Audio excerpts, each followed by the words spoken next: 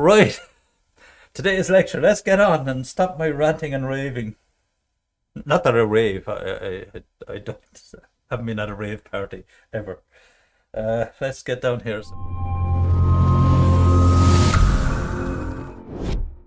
Oh, and here we are, and we'll get down to the brass tacks. Where is this thing? Oh yeah, bring out the slides, and we'll make it larger. Now, you're probably you're probably wishing you were the horse. Um, Social entrepreneurship.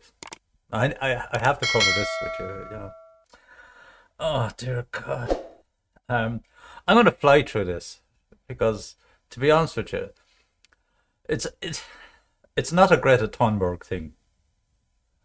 Um, See, she's been nominated for some bloody award as well. Oh Lord Jesus, the most annoying little shit. Sorry. Um, uh, I mean, she means well. I'm sure she does. Sure, she should have stayed at school. Anyway, uh, let's get on with this show and get you out the door as quickly as possible. Anyway, social entrepreneurship. Yeah, it is important. There's a lot of that stuff goes on, and there was a couple of young ladies from was it Trinity or UCD? They have this social entrepreneurship or social enterprise and not for profit basically, and they collect food from shops and stores and all that sort of stuff and redistribute it to the homeless and so on above up in Dublin, and they're extremely passionate about it, and it's been going from strength to strength. I think it was about 6 years ago when I was up at a panel evaluating entrepreneurs and all this sort of stuff in Trinity, and these two young ladies, oh God, can't think of their names now. Who also was adjudicating was what's his name, Leo Cullen, and a couple of other head cases. But anyway, make a long story even longer, they're still going from strength to strength and doing exceptionally well. Fair play to them. But that's what we're basically looking at. There's a couple of nice examples that you would be familiar with, maybe. Quite sure you would.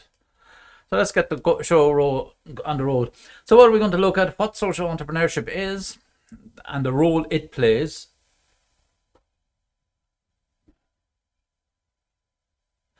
Okay, that's the end of the race. Sorry. Alpison won. Anyway, and then we're going to explain social entrepreneurship and how it can help resolve wicked problems around the world. And then identify the types of social entrepreneurship and explain how social entrepreneurs can use capital markets to fund their ventures. Okay, raising funds, quite simply. And then the last few objectives explain the primary attitudes or attributes of stakeholders and how stakeholders can help or hinder a social entrepreneur, and distinguish between the corporate social responsibility and social entrepreneurship, and then assess the value of social inclusion globally within social entrepreneurship. So it's ticking all the boxes, all the PC world.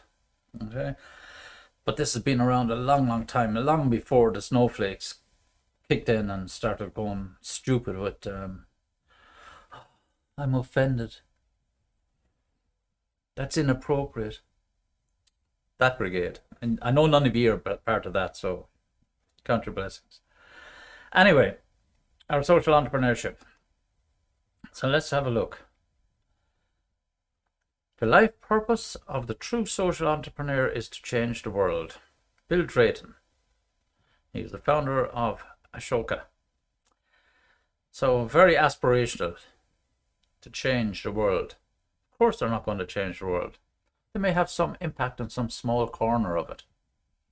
Nevertheless, they have an influence. Now, I don't mean social media influence and all that gobshitery that goes with it and who shouts the loudest. Oftentimes, these are quiet people working in the background, doing their little bit for other persons, and trying to make things work for other people and groups of people, without all the trimmings and trappings and accolade that goes with it. Generally speaking, they're the true social entrepreneurs, not those that want to be, look how good I am. guaranteeing their place in heaven and all that sort of stuff. So the life purpose of a true social entrepreneur is to change the world. That's what he says. So traditional and social entrepreneurs, there's similarities, and there absolutely are. Equally as much as you want to set up a new physiotherapy practice, or set up a new design house, or build a new product, or develop a charity, you all have exactly the same things in common. Firstly, you will be passionate about what you want to do. That's a given. But in terms of the processes and the mechanisms that you go about running your social entrepreneurship enterprise or venture, you will all use the business model canvas. Why would you say that in terms of a not-for-profit organization? Because it has to be funded. You have to know who your target entity is, or who your target market, who you're trying to help out, how you're going to raise funds, your revenue stream, to enable you to carry out your various activities. Who's going to help you? Who are the partners? In the case of these two young ladies in Dublin, it was the shops, the chains, the Musgraves and all that sort of stuff, and any leftover food, or not out of date but coming close to end of date, and so on and so on. So you have a lot of those type of entities. So those those partnerships become extremely important for them to be able to function. And we have here, we find information and resources, we form connections with people, with other people, the like-minded people, and spread should we say, the actions around, spread the enthusiasm around, create marketing initiatives. Very, very important. Now, a lot of them you will see on the likes of television and social media and places like that, all looking for some kind of funding or donations and contributions and so on. And that's extremely important. That whole marketing element of the not-for-profit, we'll call it, becomes so critical in terms of raising funds. A personal colleague or friend of mine is Eddie Roach. We come from Clonmel. She was a few years ahead of me in school, but her house is back to back. And in the just after the financial crash and so on, she was still trying to raise funds for Chernobyl Children's charity. And it came to a point, she had a huge warehouse. She sold that off to get a smaller premises because she was running out of funds. She came so close, she was putting her house on the market to raise funds to keep the charity going. It was that dire at times. And then an anonymous benefactor jumped in and gave her €500,000 to keep her going, which it did, and still going to this day. I mean, what are we talking about? 40 years down the road almost, give or take, since she started.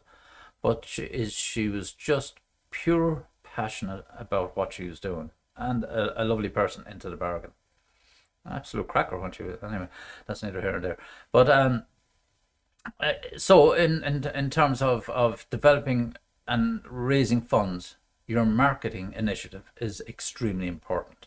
And then promote offerings, what you can do, maybe a sideline might be building little products or things that you can sell and make money from to fund your not-for-profit initiative.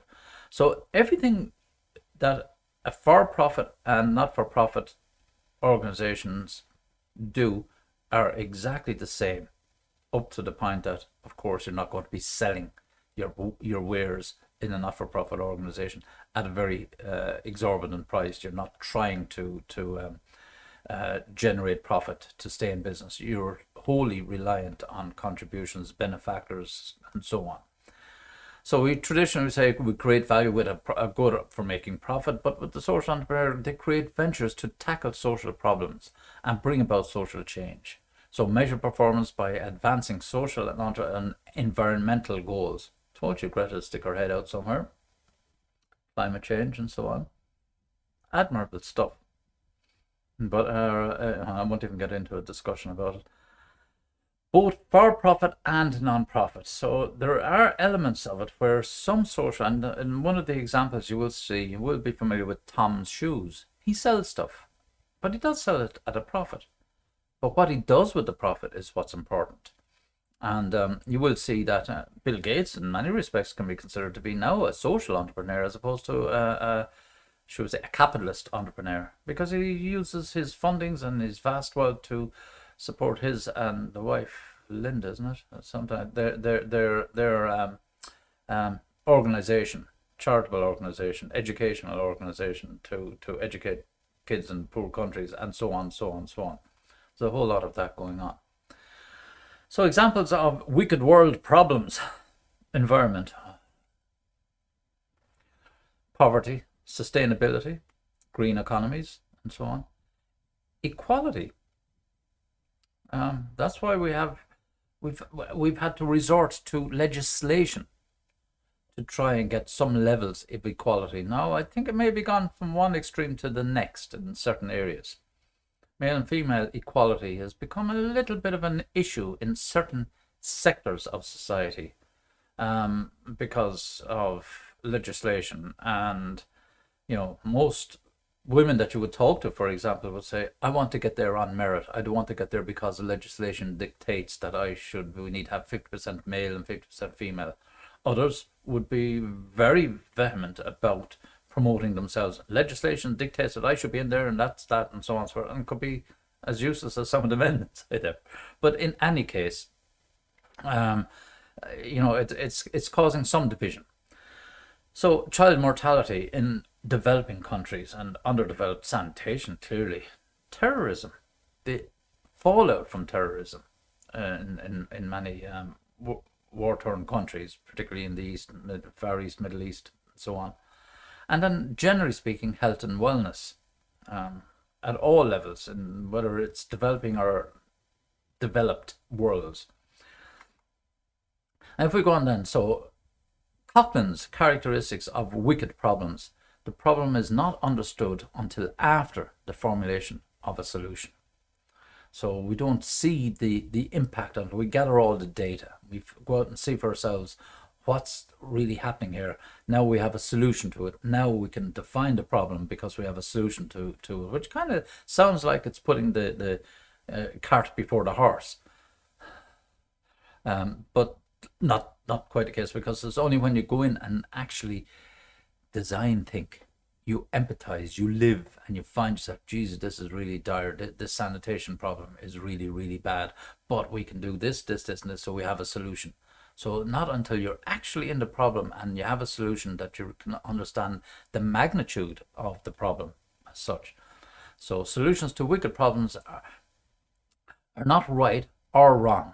So throwing money at it might be considered to be wrong, but it might actually enable people to buy better sanitation equipment, for example, and get better value from the money because they're in the middle of the problem, so they know how best to spend the money and find solutions that works more effectively in their areas, as opposed to sending out all this equipment to sanitize water and say, here you are, all this and people say, well, we don't know how to use it. I mean, you're going to have to train us, blah, blah, blah, blah, and so on. So, how you solve the problem is as equally important as identifying or knowing what the problem is in those type of situations.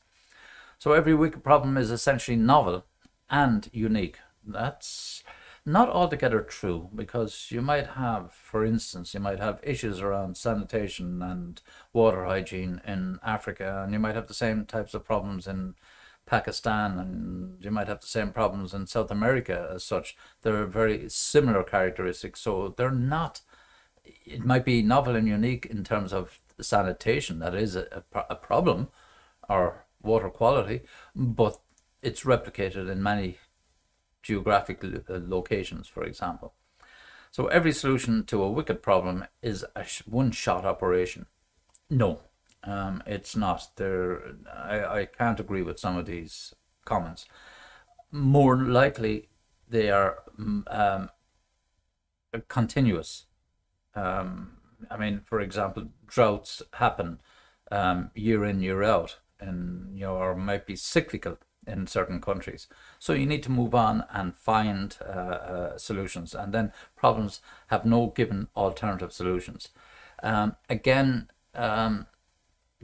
definition, there are always multiple solutions, and that's what we try to teach you in AIT, is looking at multiple perspectives, multiple ways of looking at different problems, or at the same problem, and coming up with a group of solutions.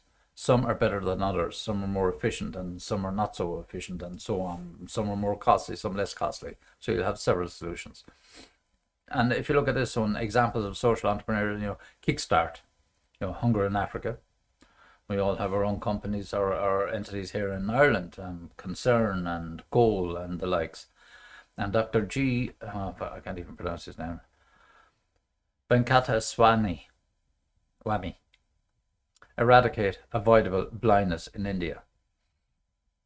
And then there was the other guy that heads up Tata. Tata is a massive conglomerate of over 500,000 employees working in multiple of different industries, from steel to shipbuilding, project management, telecommunications. The list is endless.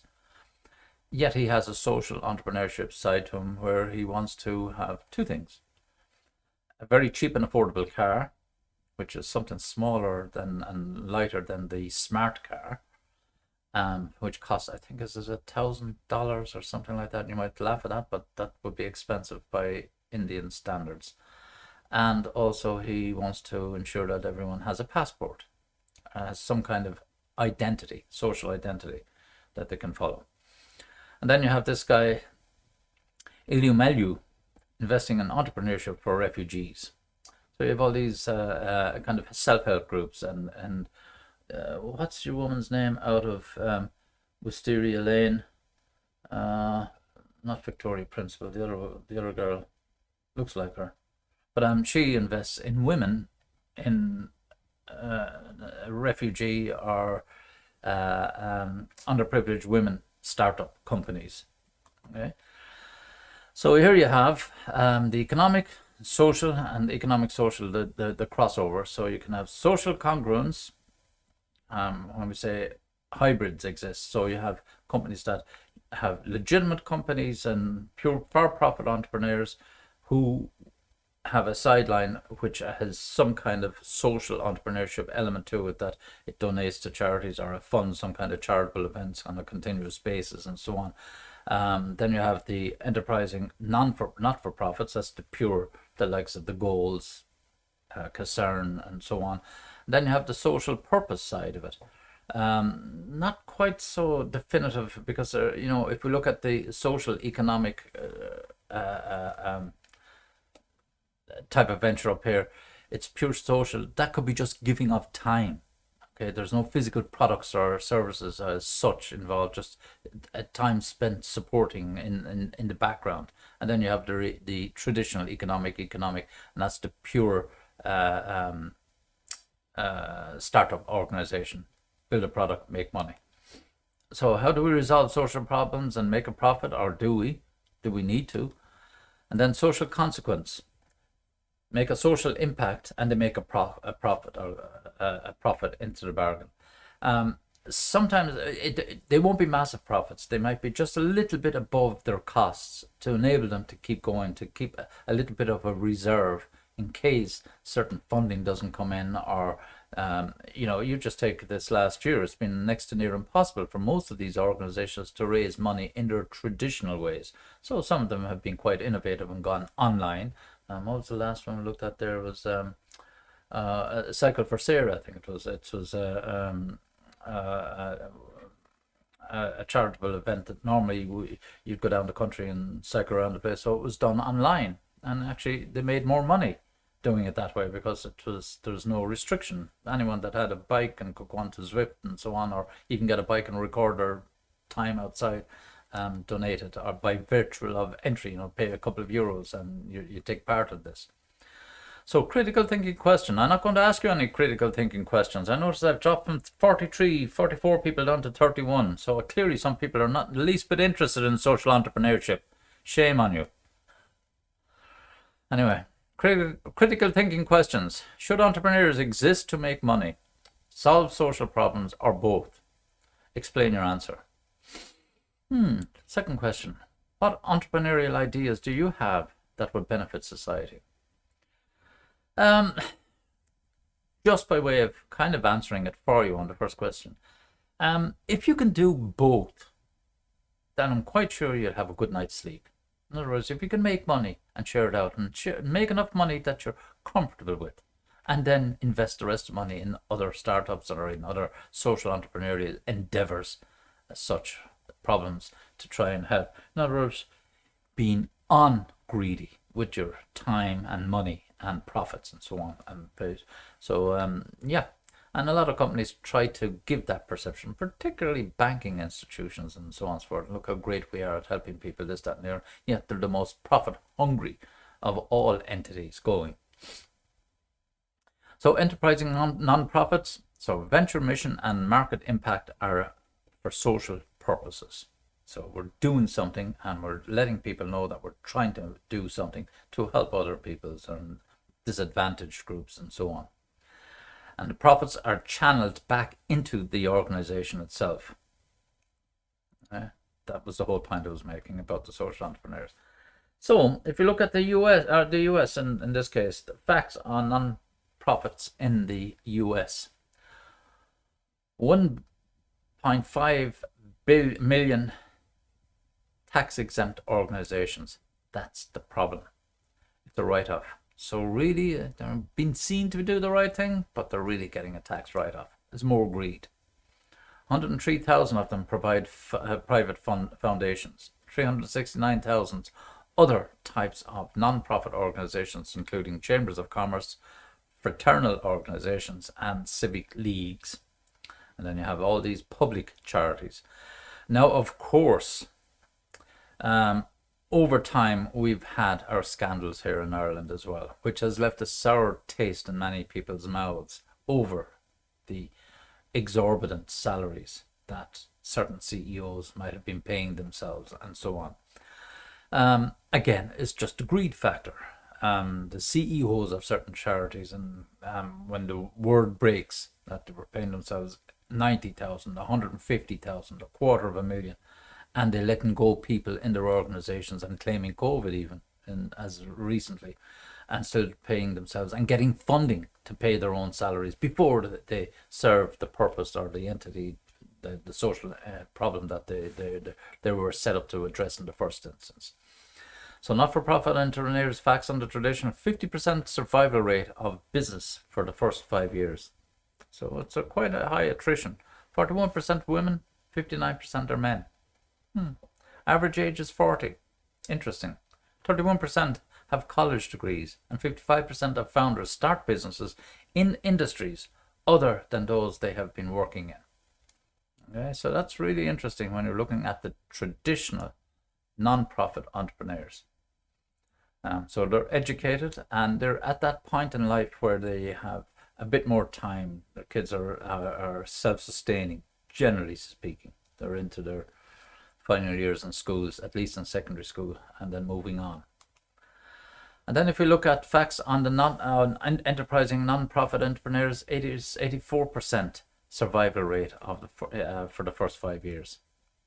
Much higher. Why? Because the simple reason there is that they're far more passionate about what they're actually doing. 60% women and 40% women are obviously the maternal instinct coming out. The care factor comes out in women more so than in men in these type of not-for-profit entities. Average age is 53. Much older. And 89% have college degrees. Educated, middle-aged women. And then 67% of not-for-profit founders have over 10 years experience in the private sector. So they've seen it all. They've been there. They've been around the loop a few times at least. So now they said, right, that's it. I want to spend better time, more quality time, doing something that's more meaningful. Stop worrying about the rat race and get down to the human race.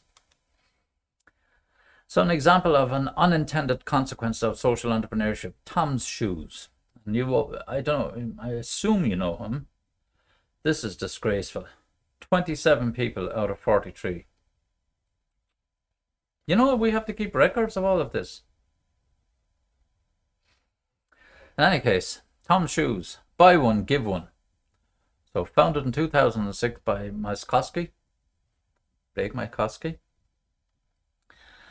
has given away 35 million pairs of shoes in over 60 countries, and critics believe this model could stifle local businesses. So there's always some dumb fuck coming out of the fucking bushes complaining, oh, he's affecting my business because he's giving away shoes. No, unbelievable crap. Tom Shoes, he's one of his great techniques of this guy the Jonas Brothers, for example, he well got with these now, but in the early days, he'd go and talk to them before they were playing in a particular city in a concert or whatever it is, and he'd go, listen guys, you would do a favor here. I'm trying to get some shoes for South American kids, Brazil, Mexico, whatever, underprivileged kids, and so footwear. He said, look, would you walk around the stadium outside with me for maybe a couple 100 meters wearing my Tom's shoes? And he obliged, and he got huge media. So why all the Jonas Brothers fans saw them, they're Tom's shoes, jeez, if the Jonas Brothers are wearing them, I'll wear them too. And so that's how it took off.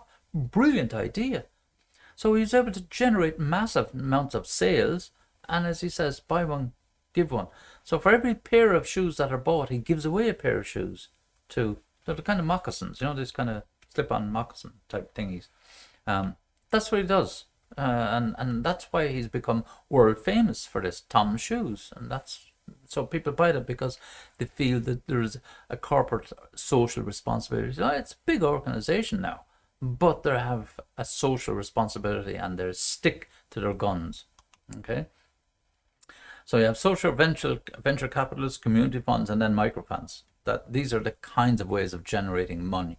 So you go to patrons, you go to people that would be willing to donate large, so social venture capitalists, and then you have community funds, go to various support agencies, governments, and so on and so forth, and then microfinance, fundraisers, badge day, daffodil day, this day, that day, selling stickers for this, that, and the other thing, sponsored runs, races, and all that sort of stuff.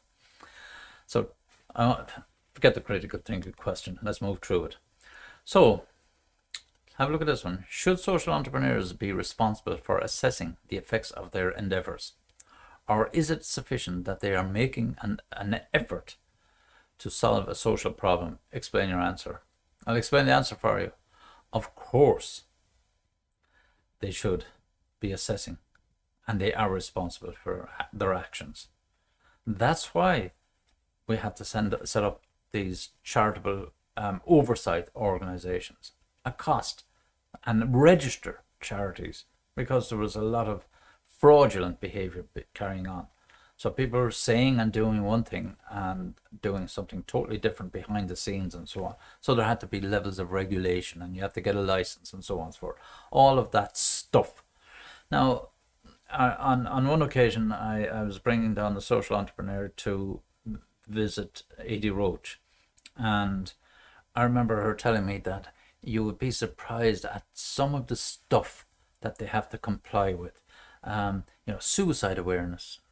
But you're bringing children over from Chernobyl. Why is that such an issue for you? The mental health of the employees.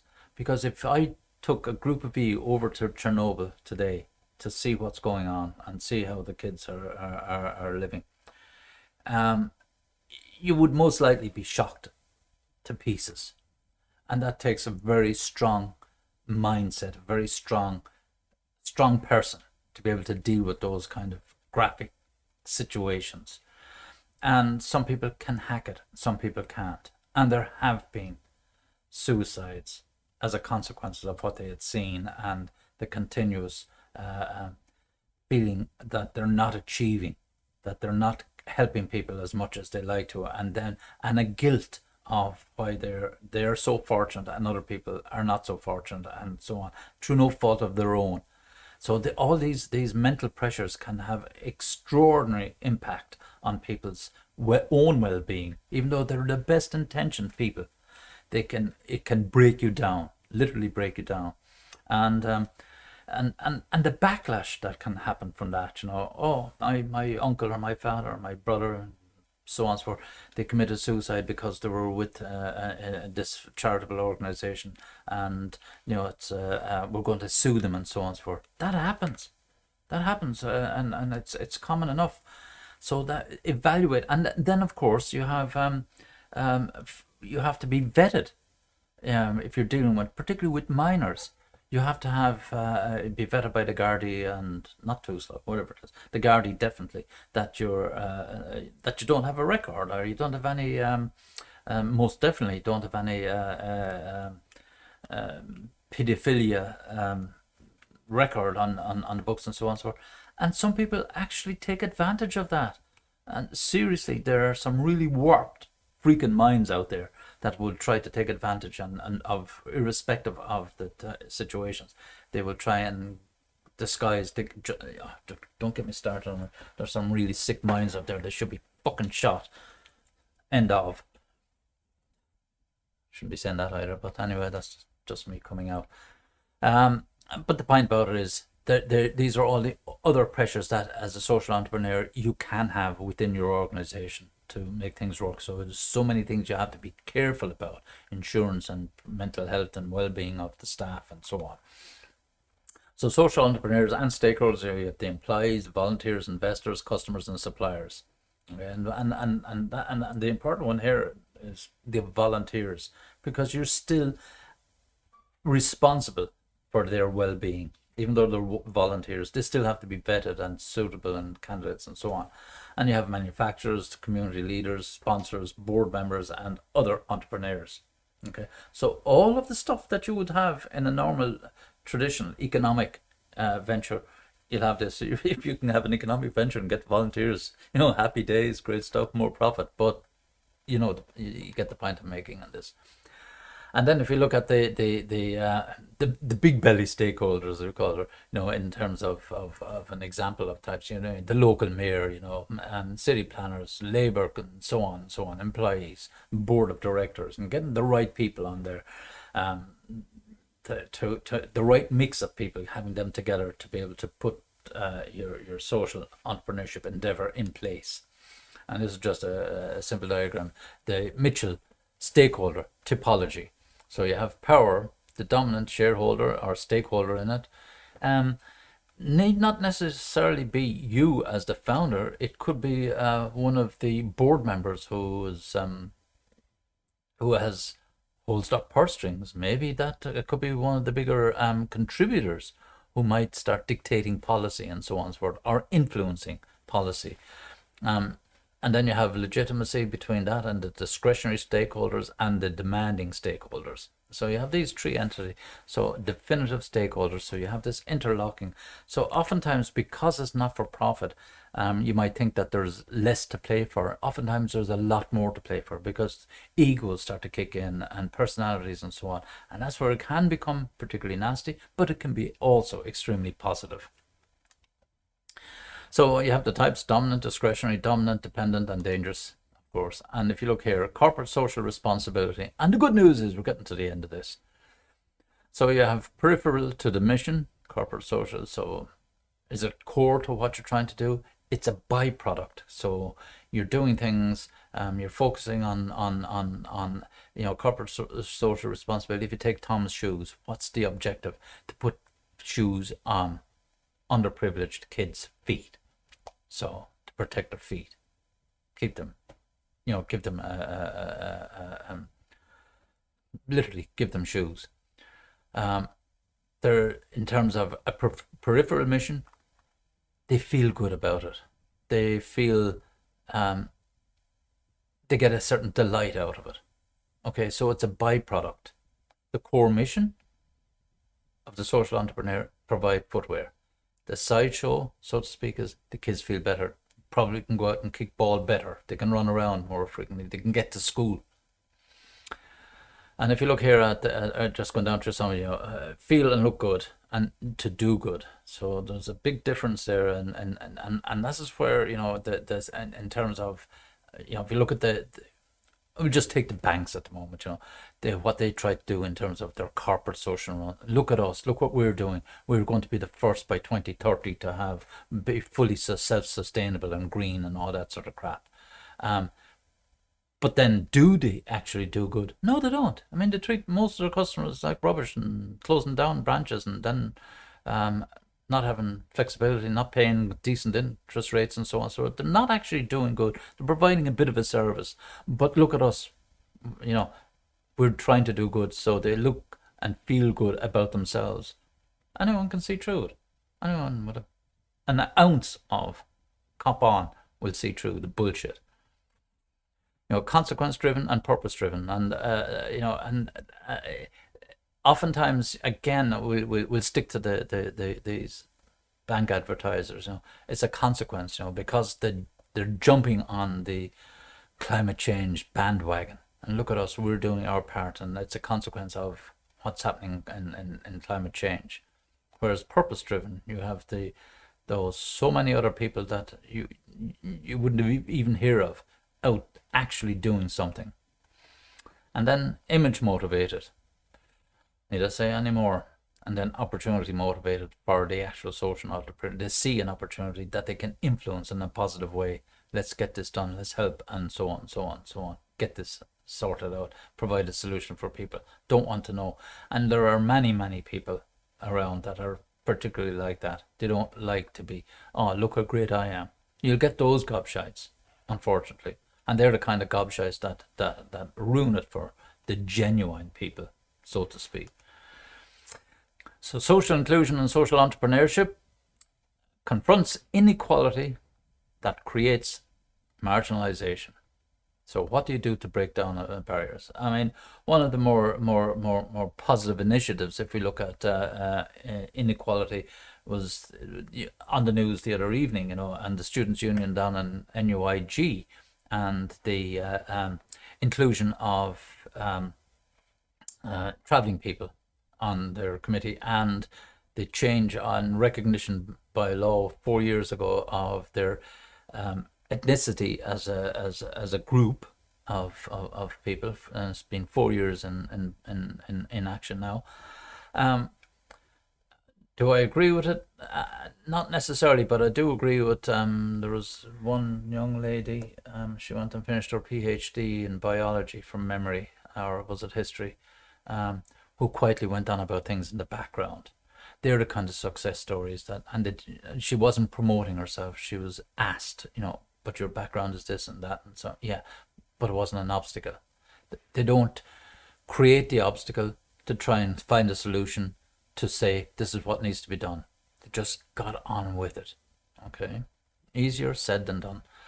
And encourages hope. It breaks down social issues, and this is one of the problems that don't fall into these traps, where we do have groups or subgroups within societies creating a perception or an atmosphere that we are this and we're not treated well enough because of this and because of that, and so on. Almost in your face about it, and demanding and demanding and demanding. And they do more talking about who they are, what they are, why they're different, and should be included. And this is where I personally have what's known as a cognitive dissonance. I know this is bad, but I'd still do the other sort of stuff. What I mean by it, to explain myself fully and try and clarify this point, we have diversity, equality, and inclusion. And we have various entities or groups of people that are talking about the diversity. We are diverse from everyone else. But they're shouting and screaming about inclusion. We want to be included, even though we are diverse. We're different, but we want to be included, and we want to be treated equally. I mean, never have I seen such confusion by certain groups of particularly more vocal entities than others. Instead of just, cut out the crap, stop wasting the energy, and just get on and do it. No one needs to be hearing it. No one needs to have it in their faces all the time. What was this last guy? Cisgender. Who gives a crap? You're either male or female, for crying out loud. And now, I think there's 15 or 16 different definitions that primary school kids or secondary school kids have to learn, between all the different diversities and so on. And some of them saying it's like a prison going to school, that you can't say this, you can't say that, you can't do this, and so on. And if you are, you're going to be report it and all this sort of stuff. It's unbelievable, you know. So just, yeah. Last critical thinking question: to what extent do you feel you are already other centered in your life? Give some examples. So in other words, where do you put other people first? Do I feel others? Absolutely. I put you first all the time. So yes, there are examples in our lives where we take the backseat for ourselves, and rightly so. It's, as we say, it's often better to give than receive. But as I said, it comes with time and age and maturity, and setting your goals reasonably that you're happy with yourself. So any of the spare stuff, spare energy, spare time, spare cash, spare emotions, you can share out or give to other people. That, my folks, is essentially for the remaining 26 of the 43 that joined in. Interesting. Anyway, folks, that's it on social entrepreneurship. Won't see you on Thursday. You're working on your assignment. Hope you're all pulling that together. You're using, as I said, it's pause lecture. No, it isn't a pause lecture. Freaking far from it. Do you have any questions, comments, insults, jokes? Now that we've finished social entrepreneurship, so we're pretty much there. We've got 3 more weeks after this. You'll be delighted to know. And yeah, that's it essentially, folks. I don't have anything more to add. I'm not going to start another, although I do have another lecture prepared. I'm not going to start. I'm not when I have this kind of carry on where people are coming in and dropping out like flies, you know, for whatever reason. You can pass the word around that, oh, Professor Mark was rightly pissed with people taking off. I am actually. I think it's the height of insult. The fact that only 43 turned up in the first instance, but then we're left with 26 at the end of 3/4 of an hour, for crying out loud. Anyway, I won't banter on and end on a sour note. Yeah, happy days. Keep it going. We'll see you next week, all right? Take it easy. Thank you. Thanks, You're welcome, folks. You're welcome. Bye. Bye.